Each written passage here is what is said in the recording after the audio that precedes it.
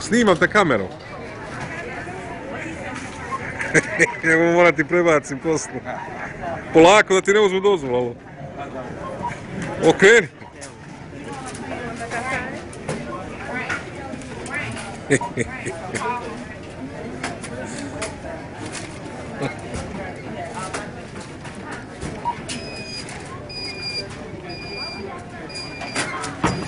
Isto je.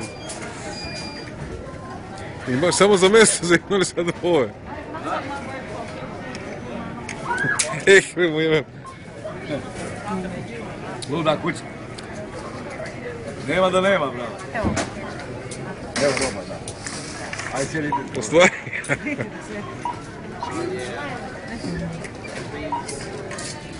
Kada mu jeme sad on ne bi izlazio odatle. A Milina? Sad mogu dobiješ ponovno celu radnju. Okej. Ajde.